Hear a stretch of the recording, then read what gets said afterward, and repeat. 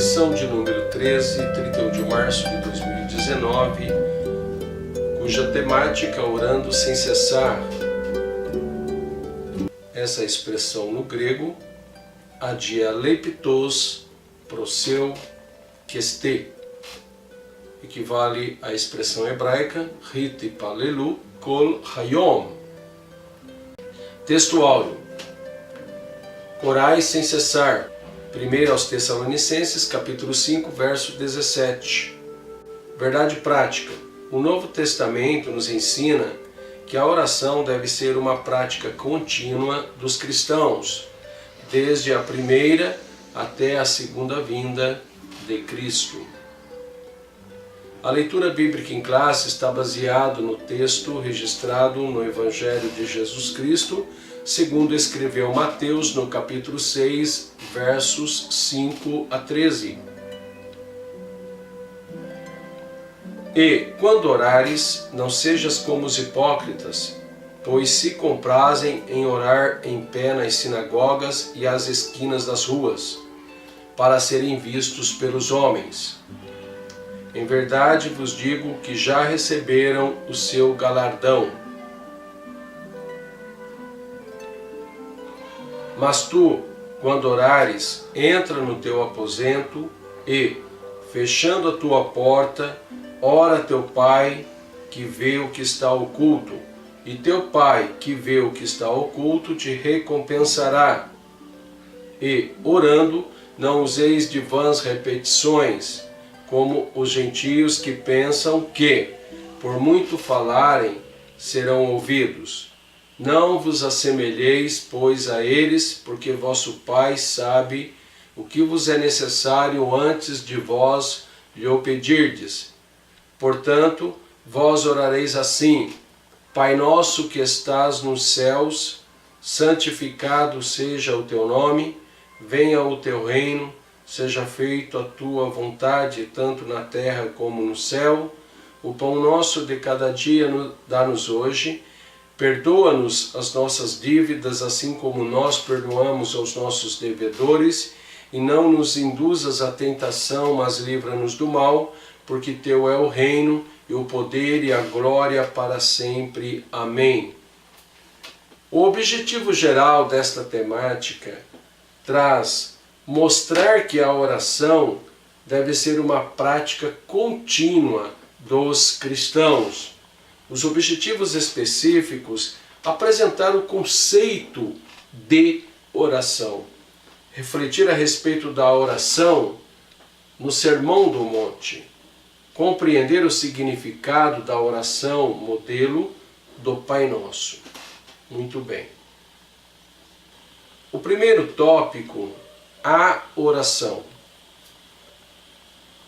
A oração é a alma do cristianismo e expressa a nossa total dependência de Deus.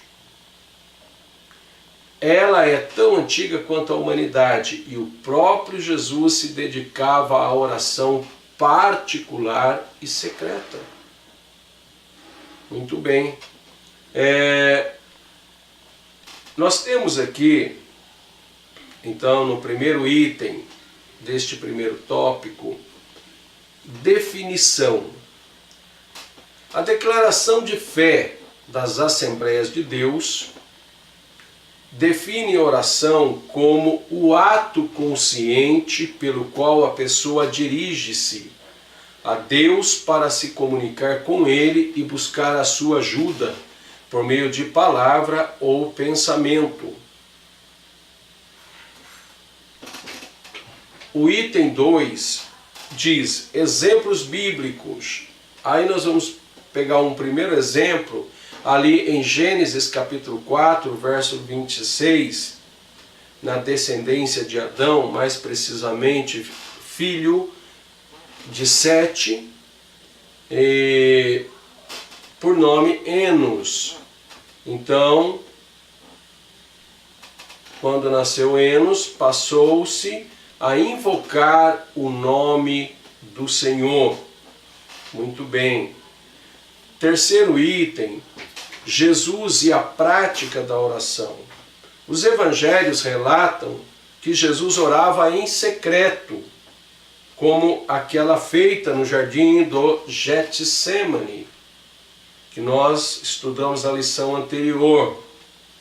E também uma outra oração muito importante, registrado nas Escrituras Sagradas, é a oração de Jesus, chamado a oração sacerdotal, registrado em João capítulo 17. Ali, Jesus Cristo ele pede para que o Senhor, o Pai Celestial, nos livra do mal. E também que haja uma unidade no corpo da igreja, ou no corpo de Cristo.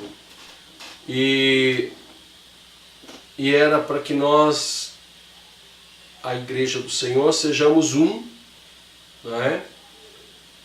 Assim como Jesus e o Pai são um.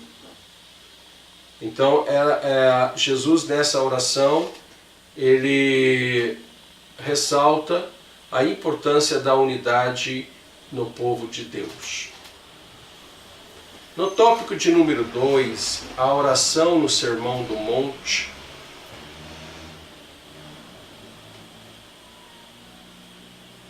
A oração no Sermão do Monte, o que Jesus estava ensinando, qual prática tinha aprovação ou não de Deus. Então, no item de número 1 desse tópico, oração nas praças e nas sinagogas. Os fariseus, eles gostavam de se mostrarem ao povo. Então, certamente, o Senhor, ele reprova tal atitude. Não é? Eles poderiam até mesmo, não que o Senhor Jesus estivesse proibindo eles de orar nas ruas e praças, mas eles tinham um objetivo nada agradável aos olhos de Deus, porque eles queriam se mostrarem. Aí o Senhor ele valoriza a oração em secreto, que é o verso de número 6, quando Jesus então ele proíbe a ostentação e a hipocrisia. Não há como alguém se mostrar estando no próprio aposento, sozinho, em oração, onde ninguém está vendo. Então Jesus ele valorizou a oração em secreto. Não que era para nós fazermos unicamente a oração secreta, mas significa que Deus, que é onisciente, é onipresente, conhece o nosso coração, nos recompensa. Então, quando você faz a oração no seu quarto, pode ter certeza que o Senhor ele está nos contemplando e Ele é misericordioso e poderoso para suprir as nossas necessidades. No item 3, as vãs repetições. Então Jesus ele diz que os gentios oram fazendo vãs repetições. Então isso não é agradável aos olhos de Deus, não é? E essas vãs repetições seriam palavras sem sentidos, sem sentido algum. Então nós temos que termos consciência daquilo que nós estamos orando, pedindo ao Senhor. O tópico de número 3, o Pai Nosso. Então agora é essa oração que é muito importante todo cristão ele conhecer, saber de cor, fazer esta oração. Ela é uma oração completa. Ela é uma oração que pede para que aqueles que estão orando, o Senhor nosso Deus possa dar uma vitória triunfal sobre as adversidades. Então é muito importante esta oração, o cristão ele saber da importância desta oração. Muito bem. E outra, ela inicia o Pai Nosso que estás nos céus. É interessante que a palavra Pai, que vem de Abba no aramaico, e também no hebraico, e também existe a expressão Av, que significa Pai, também no hebraico. E essa palavra Av são duas consoantes. A primeira consoante, o Aleph, eles significa força, e a segunda consoante, que significa casa.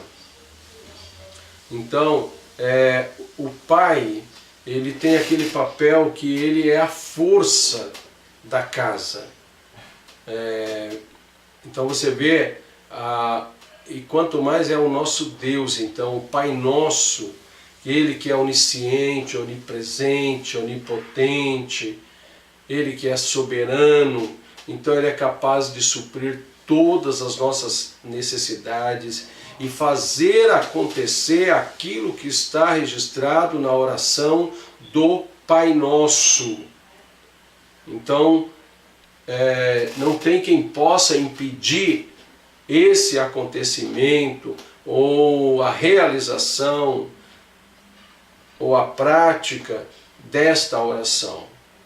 Então é muito importante o cristão, ele orar ao Senhor nosso Deus, porque Ele supre todas as necessidades e nos dá livramento, seja da tentação ou de qualquer outra situação.